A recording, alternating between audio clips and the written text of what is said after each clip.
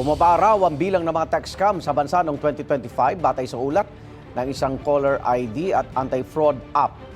Ayon sa Who's Call Philippines, mula sa mahigit 6 na milyong text scam na naitala noong 2024, nasa mahigit 800,000 text scam na lang ang naitala noong 2025. Ilan sa mga nakikita nilang dahilan sa pagbaba ng text scam ang shutdown ng mga umano'y scam hub. Mas pinalakas na telco blocking at tumaas na kamalayan ng publiko kaugnay sa mga text scam.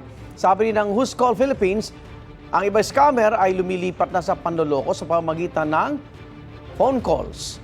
Nagpapanggap daw ang mga scammer bilang mga taga-bangko.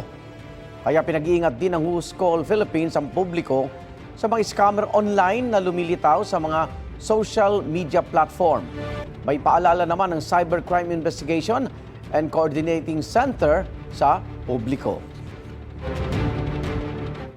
Even if hindi kayo mabiktima, mag-report kayo so we can block those numbers na hindi sila makapambiktima ulit. We can disrupt the operations of these scammers by taking down their sites, blocking their numbers, para hindi na sila makapambiktima ng iba pa.